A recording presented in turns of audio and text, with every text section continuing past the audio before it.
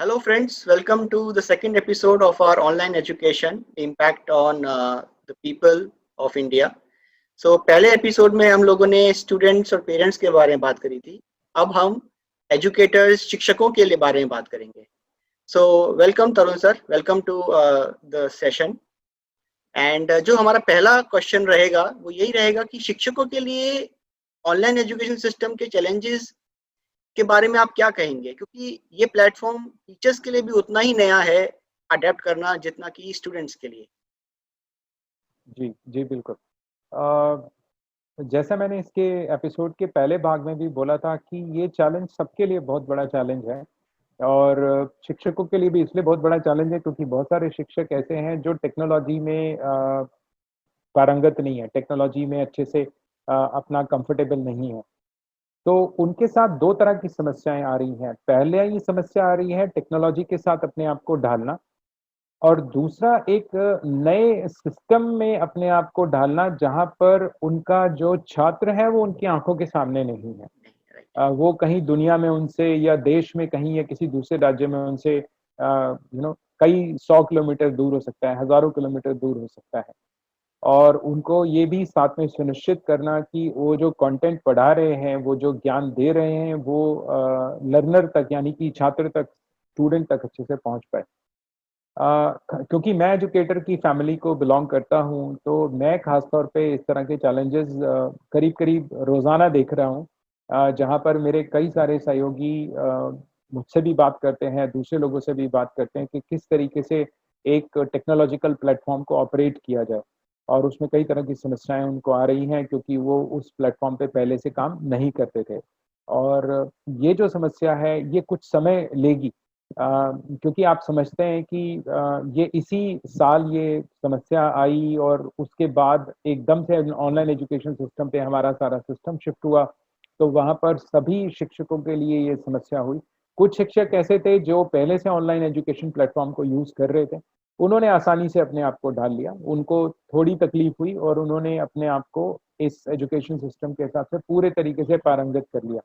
लेकिन काफ़ी बड़ी संख्या ऐसे एजुकेटर्स की है, जो आज भी इन चैलेंजेस के साथ जूझ रहे हैं और बहुत सारे उसमें कामयाब नहीं हो पा रहे हैं। तो उससे उनका जो टीचिंग है, उसके ऊपर काफ़ी बुरा प्रभाव भी पड़ रहा है। Correct, correct. ये आपकी बात सही थी. नेक्स्ट क्वेश्चन हमारा पहले एपिसोड के लिए ही है कि शिक्षकों की सुविधा के लिए हम ऑनलाइन एजुकेशन को एक डिपेंडेबल सिस्टम कैसे बना सकते हैं, जी। क्योंकि ये एक बहुत अच्छा ट्रस्टेड सवाल आपने सिस्टम पूछा। चाहिए हमको. एक ट्रस्टेड सिस्टम चाहिए जहाँ पे टीचर्स खुल के अपने बात कह सकें या कंटेंट प्रिपेयर कर सकें. तो जी। उसके लिए क्या ज़रूरत है और क्या चाहिए? जी, ये बहुत अच्छा सवाल आपने पूछा। मेरे ख़्याल से कोई भी एजुकेटर होगा उसको सबसे ज़्यादा इसी सवाल का जवाब चाहिए होगा कि किस तरीके से उसके लिए एक भरोसेमंद प्लेटफ़ॉर्म तैयार हो सके। इसमें मैं समझता हूँ 3 तरफ से मदद आनी चाहिए।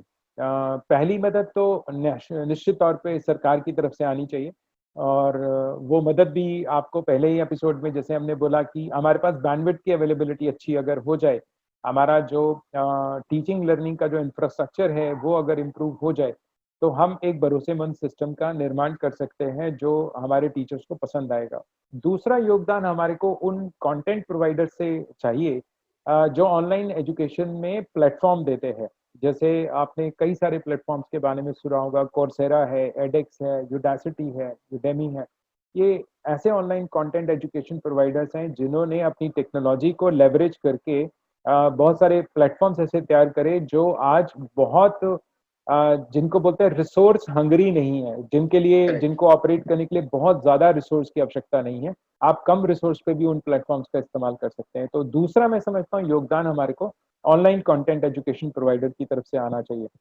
और तीसरा योगदान हमें मिलना चाहिए आईटी प्रैक्टिशनर्स का, जो हमारे लिए इस तरह के सिस्टम्स तैयार कर सकें कि जब हम अपने कंटेंट को डिलीवर करें, तो हम अपने कंटेंट की डिलीवरी कितनी अच्छी रही है, कितना आसान रही है, उसका मेज़रमेंट कर सकें, जिससे हमको ये अनुमान हो जाए कि हमने जो डिलीवर किया, उसने वास्तव में वास्तव में स्टूडेंट को मदद करी या नहीं करी। और इसके अलावा हमको आईटी एप्लीकेशन एक्सपर्ट्स से ये भी मदद चाहिए कि वो हमारे लिए असेसमेंट सिस्टम्स में किसी तरह की चीटिंग ना हो, किसी तरीके की धोखाधड़ी ना हो पाए, उसको कैसे सुनिश्चित करें कि हमारा जो प्लेटफॉर्म है वो ऑनेस्ट तरीके से हमारे असेसमेंट्स को कंप्लीट कर दे। तो मैं समझता हूँ ये तीन हमको योगदान तीन अलग अलग पार्टियों से या तीन अलग अलग लोगों से चाहिए, जिससे हम ऑनलाइन एजुकेशन सिस्टम को भरोसेमंद और गलतियों से परे और ईमानदारी से असेसमेंट करने वाला ऑनलाइन एजुकेशन सिस्टम बना सकें। करेक्ट।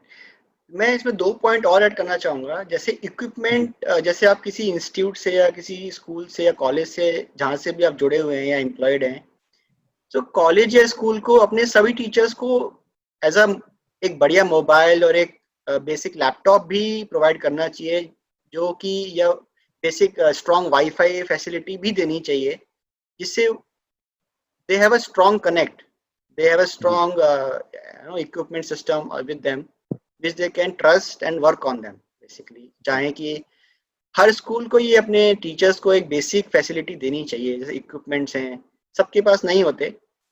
जी, आई थिंक ये एक चीज सोचना चाहिए गवर्नमेंट को, अपने गवर्नमेंट स्कूल्स में या प्राइवेट कॉलेजेस में। ये मुझे ऐसा लगता है कि ये लैपटॉप या मोबाइल देना चाहिए हर इंस्टीट्यूट को। जी, और जी, सेकंड मेरा बिल्कुल, था कि बिल्कुल। एक ट्रेनिंग भी हम लोग को टीचर्स को देनी चाहिए कि online when you are online आपको कैसे पढ़ाना चाहिए कि आप बच्चों को एंगेज कर पाएँ। जैसे हम लोग रिटेंशन की बात कर रहे थे पहले एपिसोड में, तो हुँ, टीचर्स को भी कैसे अपने स्टूडेंट्स को एंगेज करना है, क्योंकि टीचर्स तो अपने स्टूडेंट्स को नहीं देख पा रहे हैं। तो जी, उनको भी एक बेसिक ट्रेनिंग चाहिए कि कैसे आप एंगेज करें, कैसे आप सबको मैनेज करें एक आपके सेशन के लिए। बिल्कुल, बिल्कुल, बिल्कुल। आपकी बात को मैं बिल्कुल पूरा समर्थन करता हूँ और ये काफ़ी बड़ा चैलेंज है। जैसे मैंने इसके इंटरव्यू के बिल्कुल स्टार्टिंग में ही बोला था कि बहुत सारे टीचर्स ऐसे हैं जिनका ऑनलाइन एजुकेशन में पहले कोई हाथ नहीं था, पहले कोई उनके पास एक्सपोज़र नहीं था, तो उनको अडॉप्ट करने में काफ़ी समस्याएँ आ रही हैं। तो जैसा आपने बोला कि ट्रेनिंग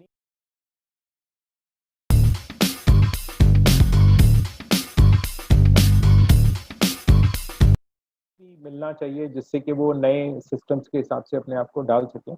और मैं भी आपकी बात का समर्थन करते हुए सिर्फ़ एक और उसमें जोड़ना चाहता हूँ कि सिर्फ़ ट्रेनिंग वन टाइम अफ़ेयर नहीं होना चाहिए।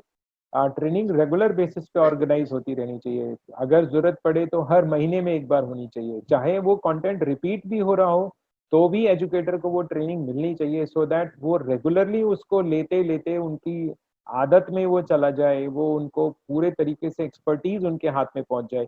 तो मैं समझता हूँ उस ऑनलाइन एजुकेशन सिस्टम को अच्छे से अडॉप्ट भी कर पाएँगे और अपने कंटेंट को अच्छे से डिलीवर भी कर पाएँगे। Correct, right, I agree with you, I think it's a valid points. And जो हमारा आज का लास्ट सवाल है इस शिक्षकों के लिए, वो ये कि वो लोग इस एजुकेशन चेंज का जो पैराडाइम शिफ्ट हुआ है, उसका कैसे बेनिफिट उठा सकते हैं? कुछ टिप्स या कुछ हैक्स उनके लिए आप देना चाहेंगे? जी बिल्कुल। उसमें से कुछ मैं खुद भी इस्तेमाल कर रहा हूँ, तो वो मैं ज़रूर सबके साथ शेयर करना चाहूँगा। Yes please. जब हम ऑनलाइन एजुकेशन सिस्टम में माइग्रेट करते हैं, तो जैसा हमने देखा कि बहुत सारे लोगों के साथ टेक्नोलॉजी अडॉप्शन एक बहुत बड़ा चैलेंज है, क्योंकि उनका बैकग्राउंड नहीं है, टेक्नोलॉजी ऑपरेट नहीं करते हैं वो, तो इतनी आसानी से वो अब नए प्लेटफ़ॉर्म पे शिफ्ट नहीं हो पाते। तो इसमें से कुछ टिप्स जो मैं आपसे शेयर कर रहा हूँ, वो मैं खुद भी प्रैक्टिस कर रहा हूँ। तो जब हमने भी शिफ्ट किया तो हमारे साथ भी बहुत तरह के चैलेंजेज़ आए। हालाँकि हमारी यूनिवर्सिटी की तरफ से हमको काफ़ी सपोर्ट मिला और उन्होंने हमारे को रेगुलर बेसिस पे ट्रेनिंग प्रोग्राम्स भी ऑर्गेनाइज़ करके दिए और काफ़ी अच्छे एक्सपर्ट्स के साथ वो ट्रेनिंग प्रोग्राम्स हुए, जिन्होंने हमको काफ़ी सारे हैंड्स ऑन अप्रोचेस भी सिखाए। तो मैं समझता हूँ कि पहला तो टिप यही है कि जिस टेक्नोलॉजिकल प्लेटफ़ॉर्म पे आप शिफ्ट हो रहे हैं, उसके बारे में जितना ट्रेनिंग आप ले सकें, उतनी ट्रेनिंग लीजिए। राइट। चाहे वो ट्रेनिंग आपको रिपिटिटिव भी लगे, आपको लगे कि ये ट्रेनिंग मैंने ले ली है, अब मुझे दोबारा लेने की क्या ज़रूरत है, बट मैं फिर भी सुझाव दूँगा कि आप उसे दोबारा करिए, क्योंकि पहली ट्रेनिंग में अगर कुछ कमी रह गई होगी, तो वो दूसरी में कवर होगी। अगर दूसरी में कमी रह जाएगी, तो तीसरी में कवर होगी। तो पहला टिप तो ये है कि जितना ज़्यादा ट्रेनिंग मिल सके प्लेटफ़ॉर्म के ऊपर, उतनी ज़्यादा ट्रेनिंग लीजिए। दूसरा सुझाव जो मैं खुद भी अमल में लाता हूँ, कोशिश कीजिए जब आप प्लेटफॉर्म पे शिफ्ट हो रहे हो तो डमी क्लासेस ऑर्गेनाइज कीजिए। जैसे हम लोग क्या करते हैं, हम अपने ऑफिस में ही जो मेरे मेरे कॉलीग्स हैं, मैं उनसे रिक्वेस्ट करता हूँ कि वो कुछ देर के लिए मेरे स्टूडेंट्स बन जाएं, करेक्ट। और मैं टीचर बन के एक प्लेटफॉर्म स्टार्ट करता हूँ और एक क्लास को डिलीवर करता हूँ, और उसके बाद उनसे डिलीवरी के बाद उनसे उनका फीडबैक लेता हूँ, और उनसे ये जानने की कोशिश करता हूँ कि जो मैंने उनको डिलीवरी दी है अभी, उसमें उन्होंने क्या अच्छी चीज़ें नोटिस करी और क्या चीज़ें ऐसी थी जिनके ऊपर मुझे सुधार करने की ज़रूरत है। Correct, very good. और इसी तरीके से मेरे कॉलीग्स अपने लिए डमी क्लास ऑर्गेनाइज करते हैं, तो मैं उनमें एक छात्र के जैसे जाता हूँ, और वो ट्रेनिंग प्रोग्राम के खत्म होने के बाद मैं अपना सुझाव उनसे शेयर करता हूँ कि यहाँ पर ये चीज़ें कर सकते हैं, और ये हम रेगुलर बेसिस पे करें।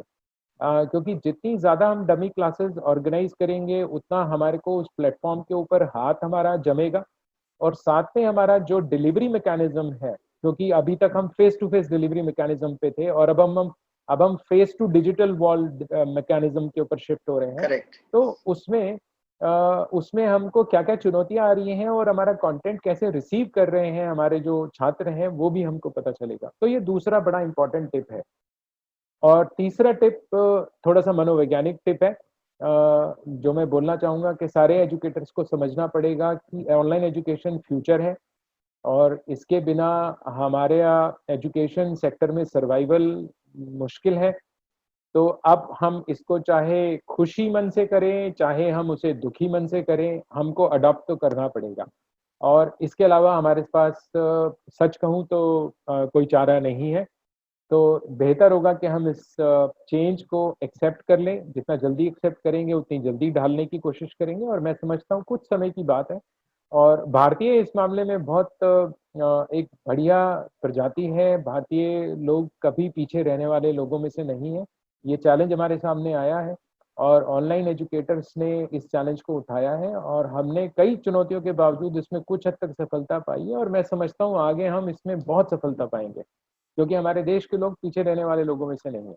राइट, वो तो बात सही है। और जो सबसे इम्पोर्टेंट एक पॉइंट मेरे को लगता है कि इस ऑनलाइन प्लेटफॉर्म ने उस सारी वॉल्स को हटा दिया है। आप कहीं से भी किसी को भी पढ़ा सकते हैं। जी, जरूरी जी, नहीं है कि जैसे आप नोएडा में हैं तो सिर्फ जो नोएडा के स्टूडेंट्स हैं उनको ही पढ़ा सकते हैं।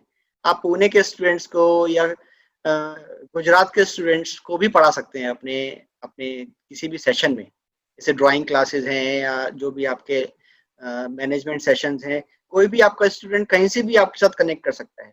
तो ये जी, एक जो वॉललेस रेवोल्यूशन हमारे प्लेटफॉर्म आया है हमारे सामने, ये बहुत आगे जाके बहुत ज़्यादा इम्पोर्टेंट नो वे मीडियम रहेगा, जिसके साथ टीचर्स और स्टूडेंट्स का कनेक्ट बहुत स्ट्रांग हो जाएगा। जी, बिल्कुल, बिल्कुल। सो यहीं पे हम लोग अपना सेशन ये एपिसोड ख़त्म करते हैं, जहां हमने एजुकेटर्स के बारे में, online education, life hacks, advantages and challenges discuss किए। और दोस्तों आप बताइए अब कमेंट सेक्शन में कैसा लगा आपको ये एपिसोड, एंड इसके आगे आप क्या देखना चाहेंगे हमारे हैप्पी हैप्पी घर में। तो मैं आपके फीडबैक का वेट करूंगा, और जल्दी ही हम नए सीरीज के साथ, नए टॉपिक्स के साथ जल्दी मिलते हैं।